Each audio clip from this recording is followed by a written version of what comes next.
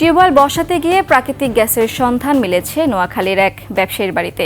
গত 1 বছর ধরে গ্যাস উঠেই চলছে। সেখানে একটি চুলা বসিয়ে গৃহস্থলীর যাবতীয় রান্নাবান্নার কাজ চালিয়ে যাচ্ছেন ওই পরিবার। পরীক্ষা নিরীক্ষা করে এই সম্ভাবনাকে দেশের কাজে লাগানোর আহ্বান স্থানীয়দের। নোয়াখালী থেকে আরেফিন শাকিলের তথ্যচিত্রে ডেস্ক রিপোর্ট।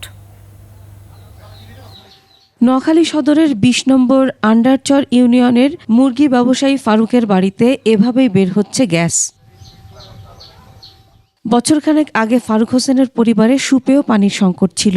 গত বছর একটি নলকূপ বসানোর কাজ শুরু করেন। পাইপ 160 ফুট গভীরে যাওয়ার পর নিচ থেকে উপরের দিকে উঠে আসে। ওই স্থান থেকে গ্যাসের গন্ধ আসায় ম্যাচ দিতেই আগুন ধরে যায়। প্রথম দিকে সবাই ভেবেছিল কয়েকদিন পর গ্যাস ওঠা বন্ধ হয়ে যাবে। 5 মাস আগে গ্যাস ওঠার স্থানটিতে একটি চুলা বসিয়ে দেন ফারুক। এরপর থেকে রান্নাবান্নার যাবতীয় কাজ চলছে। 4 মাসে চুলা করতেছি।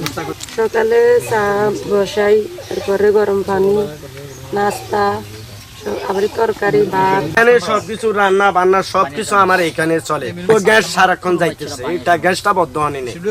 গ্যাস অফিস থেকে কোনো লোক আসে না। ঘটনার পর থেকে ওই বাড়িতে ভিড় জমাচ্ছেন আশপাশের লোকজন। স্থানীয়রা দুর্ঘটনার আশঙ্কাও করছেন।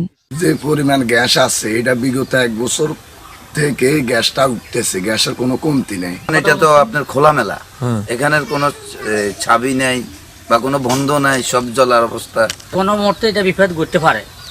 আমরা সরকারের কাছে আবেদন করি, সরকারি লোক যেন, সরকারি কর্মকর্তা আসি যেন এইটা একটু দেখে। বিষয়টি সম্পর্কে খবর নিয়ে বাপেক্স সহ সংশ্লিষ্ট কর্তৃপক্ষকে অবগত করার কথা বলেছেন জেলা প্রশাসক। সদর উপজেলা আন্ডারচর ইউনিয়নে গ্যাস নির্গমনের খবর পেয়েছি। এটি ফিজিবল কিনা আদৌ বিষয়টি সংশ্লিষ্ট দপ্তরকে এটা আমরা জানাবো। তারা সরেজমিনে পরিদর্শন করে পরবর্তীতে হয়তো ব্যবস্থা গ্রহণ করবে। সংশ্লিষ্ট কর্তৃপক্ষ বিষয়টি দেখে প্রয়োজনীয় ব্যবস্থা নেবে এমন দাবি গ্রামবাসীর। Masuma Lisa, desk report, 21 television.